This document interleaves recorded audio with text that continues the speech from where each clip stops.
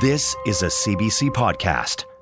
Stats Canada is looking to hire 32,000 people across Canada to conduct this year's census. Close to 400 of those jobs will be in Moncton and the surrounding area. And of course, the pandemic will make this unlike any other census in our lifetimes.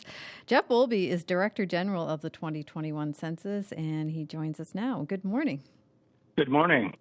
So how will the census be conducted this year? In many ways, it'll be similar to the way that we've done it in the past.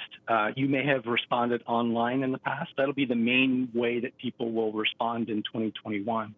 But we've adapted our operation to make sure that we're producing high-quality data that Canadians expect, as well as making our operation 100% safe in this pandemic.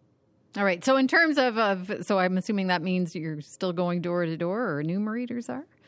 Yeah, the way it'll work is in May, you'll receive a letter that will say, here's a website, here's an access code, please respond online. And over the course of the month of May, if you haven't responded, we'll send you reminder letters. So we're really pushing you to go to the internet because that's the safest. In fact, it's the easiest way to do it.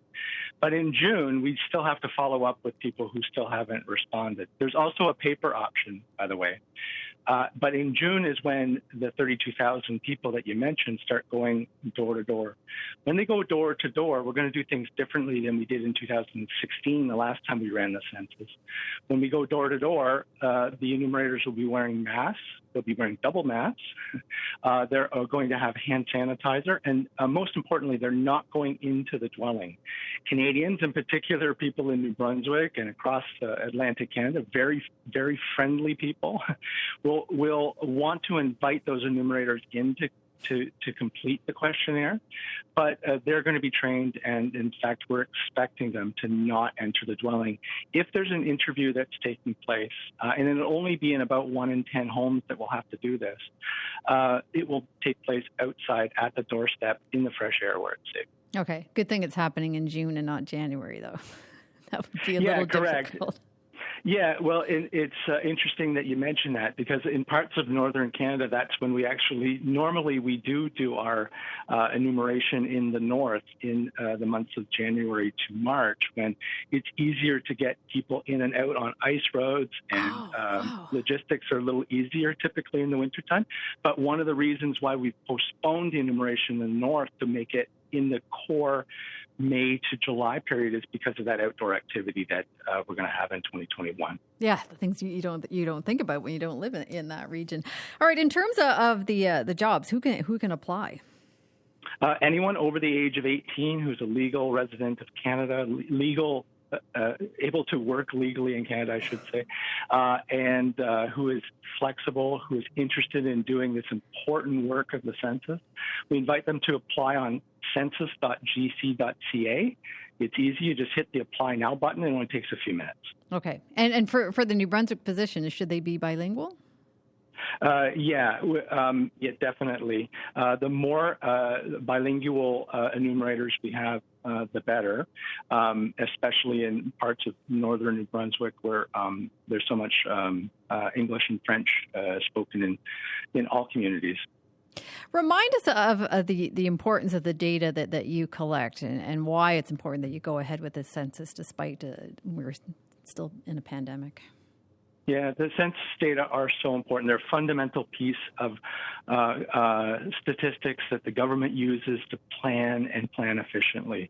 So I'll give you some important examples of the use of census data. It's far more than your population number on the city limit sign. The federal government transfers enormous amounts of money to the provinces and the territories on a per capita basis. That's for health, social transfers. Per capita means per person. You have to know the number of people in order to make the appropriate per capita transfer. You might also notice these days, many media outlets, probably such as yours, are presenting how the vaccination rollout is going by showing the proportion of the population that's been vaccinated. That population number that's used there is census-based. If you don't have a census, you don't know what your population is, you can't do these basic things like track the vaccination progress. All right. And it is mandatory.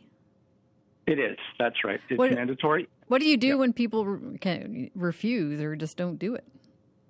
There's a number of steps that we take in order to prevent that. There's letters that are sent.